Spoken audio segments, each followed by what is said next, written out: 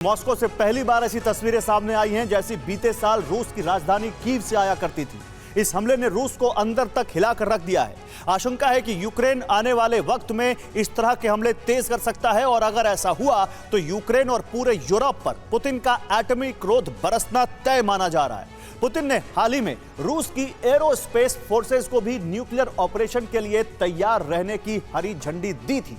दरअसल पुतिन ने एक साथ 5 मोर्चों पर न्यूक्लियर प्लान बनाया है। रूस ने 5 मोर्चों से ऑपरेशन ब्लैक थंडर शुरू किया है। क्या है रूस का ऑपरेशन ब्लैक थंडर और रूस के 5 सैन्य बेस से पुतिन की फोर्सेस ने क्या न्यूक्लियर तैयारी की है, देखिए इस रिपोर्ट में। काउंटर ऑफेंसिव में ज़ेलेंस्की ने क्रीमिया विजय का टारगेट रखा और क्रीमिया पर सबसे बड़े हमले शुरू हो गए।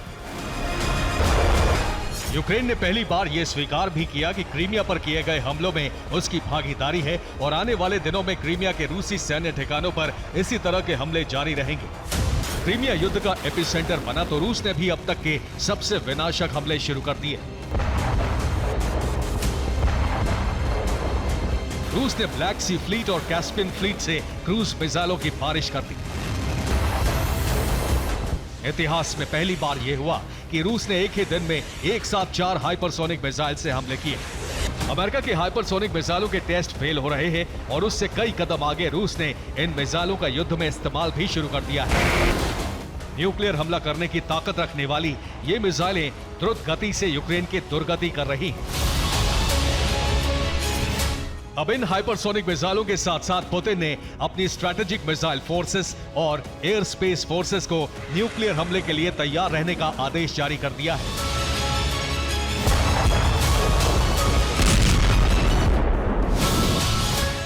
यूक्रेन के बढ़ते हमलों पर पुतिन ने रूस की राष्ट्रीय सुरक्षा समिति की आपात बैठक बुलाई। इस बैठक में यूक्रेन के काउंटर ऑफेंसिव को रोकने की रणनीति तय की गई। यूक्रेन पर क्रूज मिसाइलों के हमले बढ़ाने का फैसला लिया गया। इसके साथ ही युद्ध में हाइपरसोनिक मिसाइलों का इस्तेमाल बढ़ाने का फैसला भी लिया गया। पुतिन ने रूस की स्ट्रैटेजिक न्यूक्लियर मिसाइल फोर्सेस को स्पेशल अलर्ट पर रखा है। शॉर्ट रेंज बैलिस्टिक मिसाइलें भी लॉन्च पैड पर तैनात कर दी गई हैं। राष्ट्रपति पुतिन ने नेटो और यूक्रेन पर सबसे बड़े हमले की रणनीति एक साथ 5 न्यूक्लियर बेस से तैयार की है। पुतिन के पहले न्यूक्लियर बेस की सैटेलाइट तस्वीरें भी आ चुकी हैं। ये न्यूक्लियर बेस बेलारूस के ओसिपोविची शहर में है। तस्वीरों में 4 short range Iskander ballistic missile system नजर आ रहे हैं और 2 सपोर्ट व्हीकल। इन सिस्टम के लिए एक बड़ा सा नया गैराज भी बनाया गया है। बेलारूस में इस बेस का निर्माण अप्रैल 2023 में पूरा हुआ है। स्कंदर बेस बेलारूस वैगनर के ट्रेनिंग ग्राउंड से मात्र 7 किलोमीटर दूर है। बेलारूस के न्यूक्लियर वेपन डिपो से इसकी दूरी महज 12 किलोमीटर है। बेलारूस के स्कंदर ठिकाने से मात्र 7 किलोमीटर दूर वैगनर कैंप में भी एक डर्टी न्यूक्लियर बम होने की खुफिया रिपोर्ट है। मतलब ये कि बेलारूस से पूरे यूरोप पर बड़ा न्यूक्लियर खतरा मंडरा रहा है, लेकिन पुतिन ने सिर्फ इतनी ही न्यूक्लियर तैयारी नहीं की है। पुतिन के 5 न्यूक्लियर मोर्चे किसी भी पल परमाणु विस्फोट के लिए तैयार हैं। तो आइए आपको ये 5 न्यूक्लियर बेस बताते हैं कहां कहां हैं पुतिन के। पुतिन के 5 न्यूक्लियर बेस का पहला ठिकाना है कैस्पियन सी। यहां रूस के Tu-160 न्यूक्लियर बॉम्बर तैनात हैं।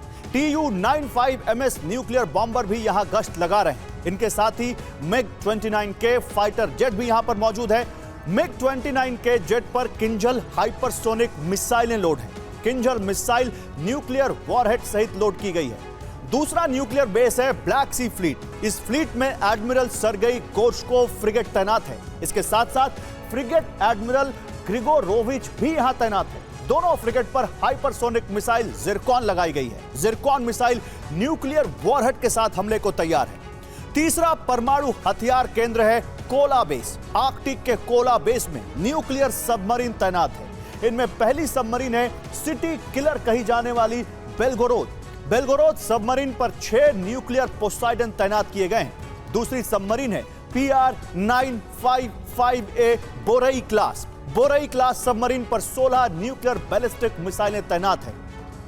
चौथा न्यूक्लियर बेस है कामचातका बेरिंग सागर के इस बेस पर RS-28 सरमत ICBM तैनात है। सरमत ICBM की रेंज 18,000 किलोमीटर तक मार करने की है, यानी कहीं भी दुनिया में। सरमत मिसाइल में एक साथ 15 न्यूक्लियर वॉरहेड लोड है। 5वां ठिकाना है बेलारूस का ओसीपोविची। यहां 4 शॉर्ट रेंज स्कैंडर बैलिस्टिक मिसाइलें तैनात हैं। स्कैंडर की रेंज 500 किलोमीटर तक मार करने की है। चारों स्कैंडर सिस्टम न्यूक्लियर वॉरहेड के साथ तैनात है। पुतिन ने बड़ी रणनीति के तहत 5 जगहों पर अपने स्ट्रेटेजिक हथियारों की तैनाती की है। हर हथियार को उसकी रेंज और ताकत के हिसाब से तैनात किया गया है। पुतिन ने 3 एटमी सेंटर ऐसे तैयार किए हैं जहां कम दूरी के बहुत तेजी के साथ हमलों को अंजाम दिया जा सकता है, जबकि 2 न्यूक्लियर सेंटर ऐसे तैयार किए गए हैं जिनसे लंबी दूरी के हमले किए जा सकें और बाकी हथियार भी सुरक्षित रखे जा सकें। TU न्यूक्लियर बॉम्बर्स को कैस्पियन सागर में इसलिए तैनात किया गया है ताकि 800 किलोमीटर प्रति घंटे की रफ्तार से यूक्रेन पर न्यूक्लियर अटैक कर सके। इसी तरह स्कंदर मिसाइल सिस्टम की तैनाती की गई है। स्कंदर सेंट्रल बेलारूस में तैनात है। इस short range ballistic missile system से पोलैंड, फिनलैंड, लिथुआनिया, लातविया और एस्टोनिया पर हमला किया जा सकता है। तो short range nuclear attack base तैयार करने के साथ ही ब्लैक सी फ्लीट को भी शॉर्ट रेंज हमलों के लिए अलर्ट रखा गया है। ब्लैक सी में रूस के वॉरशिप तैनात हैं। इससे यूक्रेन के अलग अलग ठिकानों पर हमले हो सकते हैं। रोमानिया, जॉर्जिया पर भी हमले किए जा सकते हैं। इन 3 ठिकानों के साथ साथ सरमत और बेलगोरोद को बड़े हमलों के लिए तैयार रखा गया है। बेलगोरोद नेटो के बड़े देशों पर हमले के लिए तैयार है। कामचटका न्यूक्लियर बेस पर पुतिन ने अपनी सबसे ताकतवर मिसाइल को तैनात किया है।